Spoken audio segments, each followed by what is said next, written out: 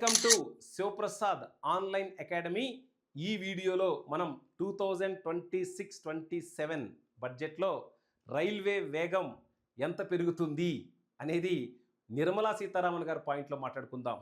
So ఈ బడ్జెట్లో railways మొత్తం ఆదాయం 3,85,000 కోట్ల రూపాయలుగా ప్రతిపాదించారు. దాంట్లో 3,82,000 కోట్ల వ్యయం కనపడుతుంది. అనగా రైల్వే బడ్జెట్లో మిగులు 3,500 కోట్లు. ఈ మూడు నంబర్స్ ఖచ్చితంగా మీరు గుర్తుంచుకోవాలి. రైల్వేస్ అంటే ఒక రవాణా వ్యవస్థ కాదు, ఇది దేశ ఆర్థిక వ్యవస్థకు వెన్నెముక. రైల్వేస్ యొక్క భద్రత, రవాణా ఆధునీకరణకు భారతదేశం చాలా పెద్దపీట వేయనుంది.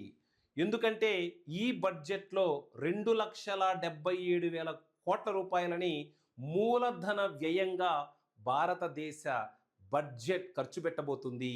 తద్వారా కవచ్ లాంటి యాక్సిడెంట్స్ జరగకుండా కవచ్ లాంటి పటిష్టమైనటువంటి వ్యవస్థ, వేగంగా వెళ్ళేటువంటి వందే భారత్ రైళ్లు, దాంతోపాటుగా ఈ బడ్జెట్లో నిర్మలా సీతారామన్ గారు 7 హై స్పీడ్ రైల్వే కారిడార్స్ని మనకు ఇంట్రడ్యూస్ చేయటం జరిగింది. Nirmala Sitharaman Mumbai to Pune, Pune to Hyderabad, Hyderabad to Bengaluru, Hyderabad to Chennai. మర్చిపోవద్దు, 3 కారిడార్స్ హైదరాబాద్తో లింక్ అయిపోయినాయి. And Delhi to Varanasi, Varanasi to Siliguri and Dankuni to Surat.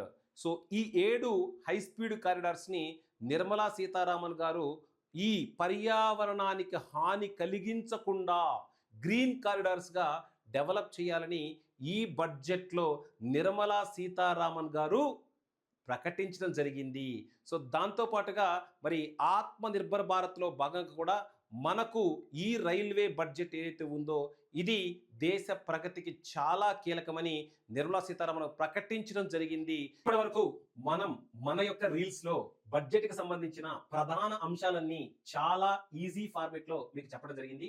ఈ రీల్ చూసినా కానీ మీకు డైరెక్ట్గా దాని నుంచి ప్రశ్నలు వచ్చేటువంటి అవకాశం చాలా ఎక్కువగా ఉంటుంది. మళ్ళీ ఎందుకంటే మనకున్నటువంటి సమయములో మీకు ఈజీగా అర్థం కావడం కోసమే ఈ రీల్స్ అనేది చేయడం జరుగుతుంది.